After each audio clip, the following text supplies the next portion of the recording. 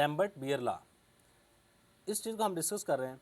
Previous lecture के अंदर हमने सिर्फ और सिर्फ लैम्बर्ट लॉ को डिस्कस किया। आज हमने जो चीज़ काम करना है वो है बियर लॉ। देखें ये लॉ ना हम अमूमन इकट्ठे ही पढ़ जाते हैं, अमूमन लैम्बर्ट बियर लॉ के नाम से, लेकिन ये दोनों अलग अलग हैं। लैम्बर्ट लॉ अलग है, बियर्स लॉ अलग है। फिर इन दोनों लॉज को मिला के फिर एक लॉ बनाया गया, इसको नाम दिया गया लैम्बर्ट बियर्स लॉ। सही है। प्रीवियस लेक्चर के अंदर हमने लैम्बर्ट लॉ को डिस्कस किया, आज हम डिस्कस करेंगे बियर्स लॉ। सिंपल सी साइंसदान ने चीज़ कही थी, इसने कहा जी हमारे पास सपोज के दो सोल्यूशन है। मैं यहाँ पे बात कर लेता हूँ, ये मेरे पास एक सोल्यूशन है, चलिए थोड़ा सा चेंज कर लेते हैं।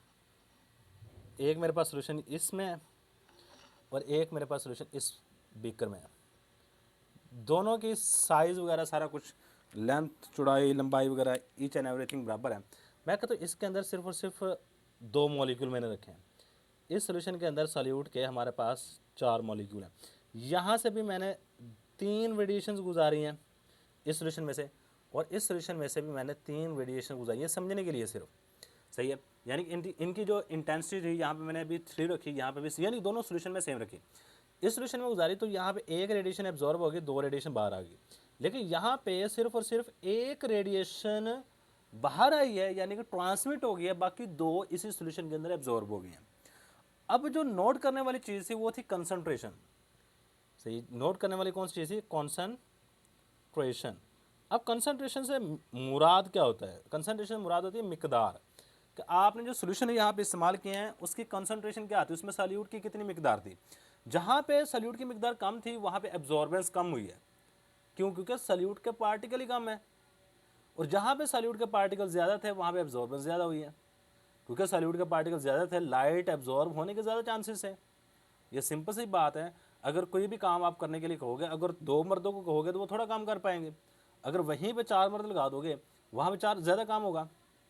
सही है। सेम यहाँ पे 2 मॉलिक्यूल है, 2 मॉलिक्यूल जितनी की लाइट जज़ब कर सकते हैं वो कर लेंगे। अगर उसकी जगह पे अगर 4 मॉलिक्यूल होंगे तो वो ज़्यादा लाइट जज़ब करेंगे। ये इस साइंसदान की मेन बात थी, ये साइंसदान की मेन बात थी। इसने ये बात कही थी, according to Beer's law, Beer's law के मुताबिक क्या चीज़ थी? ये सिंपल सी बात थी, absorbance is directly proportional to, जो एब्जॉर्बेंस है वो डायरेक्टली प्रोपोर्शनल है to the concentration of solute, concentration of sample. कहते हैं सैंपल की कंसंट्रेशन के डायरेक्टली प्रोपोर्शनल है। जितनी सैंपल की कंसंट्रेशन होगी ना उतनी ही ज़्यादा एब्जॉर्बेंस होगी। ये ऊपर बात मैंने एक्सप्लेन कर दी है। चलो जी, अब बात आ जाती है हमारे पास मैथमेटिकली, क्योंकि हमने इसकी पूरी की पूरी डेरिवेशन करनी है। यहाँ पे बात कर लेता हूँ मैथमेटिकली, हेडिंग दे दो मैथमेटिकली। इसको मैथमेटिकली प्रूव करने के लिए हमारे पास सबसे पहले एक सोल्यूशन है, ये एक बीकर है। अब इसको ना समझते जाइए, बड़ी सिंपल सी चीज़ है, कोई इसमें मुश्किल चीज़ नहीं है। ये हमारे पास एक बीकर है। अब इसमें ना हमारे पास कुछ ना कुछ सॉल्वेंट के मॉलिक्यूल्स हैं। ये हमारे पास सॉल्वेंट के इसके अंदर मॉलिक्यूल्स हैं। जो भी सॉल्वेंट लिया होगा, सॉरी सॉल्वेंट के कह रहा हूँ, सॉल्यूट के इसके अंदर कुछ ना कुछ मॉलिक्यूल्स हैं। ये हमारे पास सॉल्यूट के मॉलिक्यूल्स हैं। सही, अब हुआ क्या है कि मैंने यहाँ से ना रेडिएशन गुजारता हूँ, यहाँ से मैंने रेडिएशन गुजारी है। मैं सपोज करता हूँ यहाँ से 5 रेडिएशन गुजारी हैं और यहाँ पे 2 रेडिएशन बाहर आ गए हैं, 3 रेडिएशन यहाँ पे जज़ब हो गई हैं। अब जज़ब होने का मतलब क्या है? अब देखो, आपको तो सिर्फ यही लग रहा है ना, इस पूरे सैंपल के अंदर 3 रेडिएशन जज़ब हो गई हैं। अगर मैं इसको पार्ट्स के अंदर डिवाइड करूँ ना, यहाँ पे मैं कहता हूँ 1 2, मैं 3 पार्ट के अंदर डिवाइड कर लेता हूँ। कितने पार्ट के अंदर डिवाइड कर लिया? 3 पार्ट के अंदर यहाँ पे इसको डिवाइड कर लिया। मैं कहता हूँ जी यहाँ से लेके यहाँ तक का जो फासला है ना, ये देखो, यहाँ से लेके यहाँ तक जो पाथ डिफरेंस है ना, मैं इसको सपोज कर रहा हूँ एक्स है। ये क्या हमारे पास एक्स है, मैं सपोज कर रहा हूँ। शुरू में जो इंटेंसिटी थी ये आई नोट है, गुजरने के बाद जो इंटेंसिटी है ये हमारे पास आई है। ये सारी की सारी चीज़ें यहाँ पे लिख लो। द इंटेंसिटी ऑफ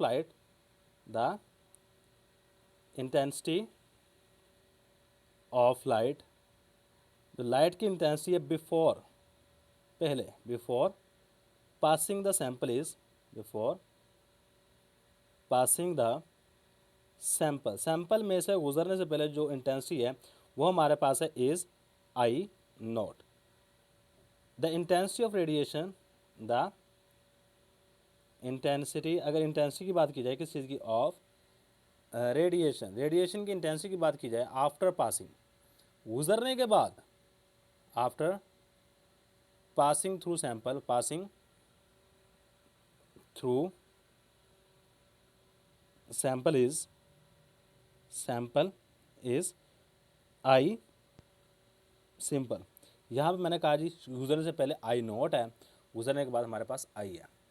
बस सपोज किया जी यहाँ 5 रेडिएशंस गुजारी हैं, गुजारने के बाद हमारे पास जो टोटल डिस्टेंस है, पाथ डिफरेंस है, सो पाथ लेंथ है वो है एक्स। मैं कहता हूँ जी सपोज कि यहाँ से कुछ मॉलिक्यूल हैं जैसे कि यहाँ पे कुछ मॉलिक्यूल हैं, जैसे कि यहाँ पे कुछ मॉलिक्यूल हैं, जैसे कि एक रेडिएशन आपकी यहाँ पे जज़ब हुई, एक रेडिएशन यहाँ पे जज़ब हुई, एक रेडिएशन यहाँ पे जज़ब हुई, मतलब आपके तीनों की तीनों रेडिएशन एक ही जगह पे एब्जॉर्ब नहीं हुई। सही है, कुछ रेडिएशन यहाँ पे जज़ब हुई, कुछ रेडिएशन यहाँ पे जज़ब हुई, या कुछ रेडिएशन यहाँ पे जज़ब हुई। इसका मतलब क्या है, देखो अगर कुछ रेडिएशन यहाँ पे जज़ब हो रही हैं यहाँ पे, तो आगे जो जाएगी, देखो आगे सिर्फ और सिर्फ 4 रेडिएशन जाएंगी इस यानी इतने हिस्से में जो रेडिएशन पहुंचेंगी वो सिर्फ सिर्फ 4 होंगी, क्योंकि एक रेडिएशन पीछे जज़ब हो चुकी है, यानी कि रेडिएशन की तादाद डिक्रीज हो गई। यहाँ पे आते आते 4 रह गई हैं, यहाँ पे आते आते 3 रह गई हैं, बाहर जाते जाते 2 रह गई हैं। मतलब हर एक पार्ट में से जैसे रेडिएशन गुजरती हैं कुछ ना कुछ वहाँ पे जज़ब हो जाती हैं, और जो बाकी होती हैं वो आगे चली जाती हैं, कुछ वहाँ पे जज़ब होगी, जो बाकी बची वो आगे चलेगी, कुछ वहाँ पे जज़ब होगी। मतलब हर एक पार्ट के अंदर कुछ ना कुछ रेडिएशन जज़ब होती जाती हैं। जब हर एक पार्ट के अंदर कुछ ना कुछ रेडिएशन जज़ब होती होंगी तो हमारे पास intensity with the passage of time या with the distance passing through the sample is decreasing. सही, मैं कहता हूँ ये जो डिस्टेंस है ना, ये इतना का डिस्टेंस मैं इसको डी एक्स से रिप्रेजेंट करता हूँ। मतलब यहाँ पे आप बात कर लेते हैं, एक और पॉइंट लिख लो यहाँ पे, the path length, the path length is, यहाँ पे अगर पाथ लेंथ की बात की जाए, ये हमारे पास है x जो हमने सपोज की हुई है, क्या है हमारे पास x। नेक्स्ट से हम स्टार्ट करेंगे इसकी मैथमेटिकल डेरिवेशन। तो ये स्टार्ट करते हैं यहाँ से। मैं कहता हूँ जी हमारे पास माइनस डी आई का मतलब क्या है, जैसे हर एक पार्ट के अंदर से रेडिएशन गुजर रही हैं तो आपकी रेडिएशन की तादाद ऐसा ऐसा कम होती जा रही है।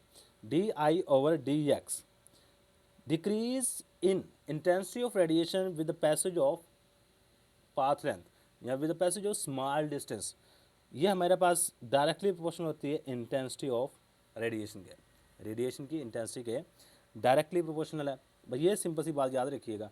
इसके बाद हमारे पास सिंपल सी, अगर आपने लैम्बर्ट लॉ पढ़ा हुआ है, बाकी सारी डेरिवेशन उसी तरह है। सही, आगे हमारे पास सारी की सारी आ जाएगी डेरिवेशन। देखो मैं बात कर लेता हूँ माइनस साइन की। माइनस साइन का मतलब ये है कि हर एक पार्ट में से जैसे रेडिएशन गुजरती हैं आगे की तरफ जाती हैं, यहाँ पे हमारे 5 रेडिएशन थी, यहाँ पे 4 पहुँची, यहाँ पे 3 पहुँची, मतलब with the passage of time आपकी रेडिएशन या इंटेंसिटी जो होती है रेडिएशन की वो कम होती जाती है, इसलिए हमने यहाँ पे माइनस साइन यूज़ किया है। इसके बाद मैंने क्या किया, D I over D X is equal to K आई।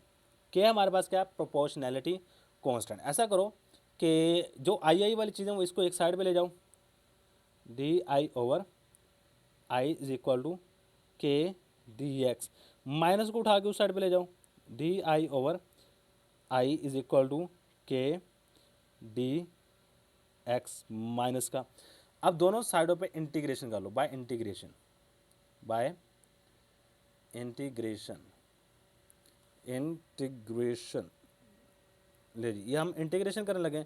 जैसे इंटीग्रेशन करोगे तो हमारे पास इंटीग्रेशन का जो साइन होता है ना वो इस तरह का होता है, ये वाली चीज़, ये है D I over I is equal to minus K, यहाँ पे भी इंटीग्रेशन का साइन लगा लो, माइनस के डी एक्स। याद रखिए जो कांस्टेंट होती है उसकी इंटीग्रेशन नहीं होती, ये बनेगा D I over I is equal to minus K अलग हो जाएगा और यहाँ पे इंटीग्रेशन होगी सिर्फ और सिर्फ वेरिएबल की।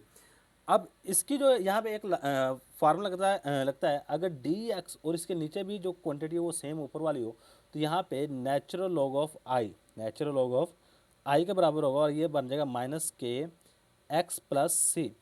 डी एक्स की जब इंटीग्रेशन की तो ये हमारे पास आ जाता है एक्स प्लस सी। ये हमारे पास चीज़ आ गई, इसको इक्वेशन नंबर 1 दे दो। अब देखो इसमें जो सी एन है ये कांस्टेंट है। अब मैंने इसकी वैल्यू को मालूम करा, बाद में इसके अंदर वैल्यू को पुट करूँगा, फिर देखूंगा क्या हमारे पास चीज़ आती है। सही है। अब मैंने क्या करना है यहाँ पे, सपोज या व्हेन, जब हमारे पास x इक्वल टू 0 होगा then i is equal to I nought के बराबर होगा। क्या मतलब, इसको समझिए, ये बड़ी इंपॉर्टेंट चीज़ है।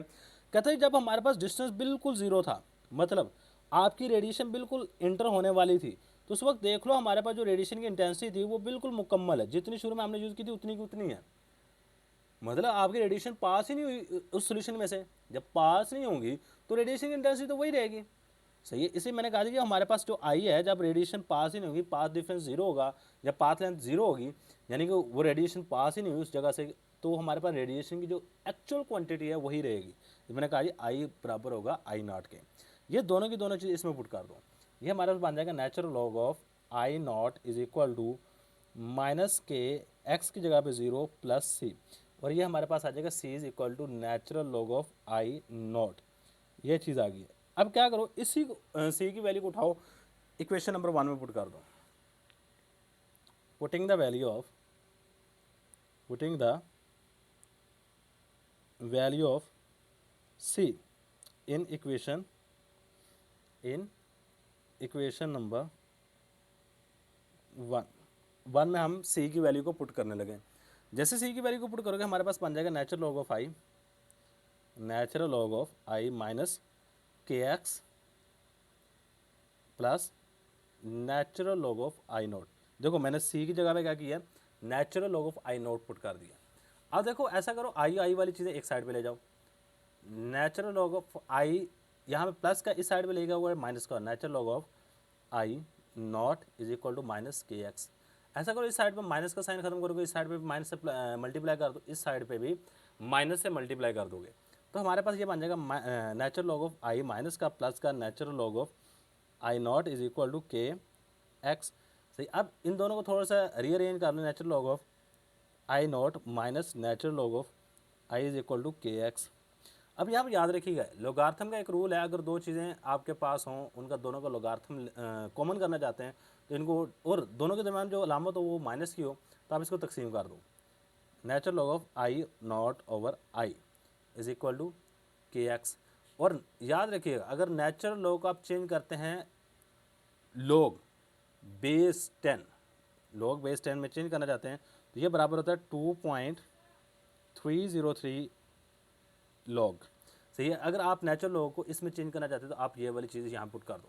मतलब नेचुरल लॉग किसके बराबर है, 2.303 log of I nought over I is equal to K X, ये इसके बराबर हो गए। अब इसके बाद हमारे पास नेक्स्ट चीज़ आ जाती है हमारे पास, इस चीज़ को उठाओ दूसरी साइड पे ले जाओ, ये हमारे पास बन जाएगा log of I nought over I will be equal to K over 2.303 X. और याद रखिएगा फर्स्ट लेक्चर के अंदर, ये कोई 5वां या 6ठा लेक्चर होगा, ये आप स्पेक्ट्रोस्कोपी की जो प्लेलिस्ट है उसमें जाकर चेक कर लीजिए, जो एब्जॉर्बेंस होती है ना वो बराबर होती है log of I nought over आई के। ये फार्मूला आपने खुद याद रखना है। और इसके अलावा ना ये भी कांस्टेंट है, और इसके नीचे जो नंबर लिखा हुआ है ये भी कांस्टेंट है, इसको मैं एप्सिलॉन से रिप्रेजेंट कर देता हूँ। सही। इसको कहते हैं एक्सटिंक्शन कोफिशिएंट, क्या नाम देते हैं, एक्सटिंक्शन कोफिशिएंट, या फिर इसको मोलर एब्जॉर्बिविटी भी कह रहे होते हैं। इसकी जगह मैं लिखूँगा ए, इसकी जगह पे मैंने क्या लिखा है एप्सिलॉन और एक्स। ये हमारे पास absorbance is equal to molar absorptivity into path length, into path length. वैसे एक गलती कर गए हर जगह पे, जो बहुत ही कॉमन मिस्टेक की है, यहाँ पे हम बात कर रहे थे कंसंट्रेशन की। किसकी बात कर रहे थे, कंसंट्रेशन की, ना कि पाथ डिफरेंस की। सो एक सिंपल सी चीज़ याद रखिएगा, बाकी सारा कुछ ठीक है, सारा कुछ यही रखना है। सिर्फ आपने क्या करना है कि x की जगह पे c लिख देना है बस, बाकी सारा, क्योंकि हमने यहाँ बात ही कंसंट्रेशन की है कि absorbance directly proportional to the concentration, तो हम ये वाली चीज़ x की जगह पे यहाँ पे भी c, यहाँ पे भी c, जहाँ जहाँ पे आपको x नज़र आ रहा है ना, वहाँ पे सी पुट करते जाएं। यहाँ पे ये वाला और x है, सही है, यहाँ पे DC, यहाँ पे x की जगह पे C, यहाँ पे भी C। जब C कंसंट्रेशन ज़ीरो होगी तो वहाँ पे I is equal to I nought. ये सही आ गया, ये सही है कि C, बाकी ये भी सही है। यहाँ पे C कंसंट्रेशन C, और यहाँ पे x की जगह पे C कर लीजिएगा, यहाँ पे x की जगह पे C कर लीजिएगा, यहाँ भी x की जगह पे C कर लीजिएगा। बस ये एक सिंपल सी छोटी सी गलती हो गई है, क्योंकि हमने बात कर रहे हैं कंसंट्रेशन के हवाले से। असल में पाथ डिफरेंस की जो हमने बात कर चुके हैं वो लैम्बर्ट लॉ में थी। वो किस में थी? लैम्बर्ट लॉ में, जिसमें हमने कहा था जी कि अगर आपका पाथ डिफरेंस बढ़ता है तो एब्जॉर्प्शन भी बढ़ जाती है, वो उसमें बात की थी। यहाँ में ये छोटी सी गलती हो गई है, इसको चेक कर लीजिएगा। बाकी सारा कुछ ठीक है, बाकी सारा कुछ सेम एज इट है, सही है। अगर यहाँ पे x कर दोगे तो हमारे पास लैम्बर्ट लॉ बन जाएगा। अगर यहाँ पे C करते हो तो ये हमारे पास बेयर्स लॉ है। ये छोटी सी गलती हो गई, मैं फिर अगेन सॉरी कि मैं जो छोटी सी गलती कर गया यहाँ पे। अब मैं इतनी दोबारा लेक्चर तो नहीं बना सकता, तो इसको दोबारा करेक्ट कर लीजिएगा खुद। आपको पता होना चाहिए कि यहाँ पे बात कंसंट्रेशन की हो रही है, सो सिर्फ कंसंट्रेशन यहाँ पे लिखो, सही है। क्या लिखनी है हमने यहाँ पे? कंसंट्रेशन लिखनी है। तो यहाँ पे बात कंसंट्रेशन की, यहाँ बात कंसंट्रेशन की है। कंसंट्रेशन को हम रिप्रेजेंट कर रहे थे C से। अब यहाँ पे ये वाली जो चीज़ है हमारे पास, एक क्या है? एब्जॉर्बेंस है। एब्जॉर्बेंस ये हमारे पास है मोलर एब्जॉर्बिविटी, मोलर एब्जॉर्बिविटी, और ये हमारे पास है क्या? कंसंट्रेशन, भाई ये सिंपल सी बात याद है कि ये हमारे पास आज का लेक्चर। थैंक्स फॉर वॉचिंग, अल्लाह हाफिज़।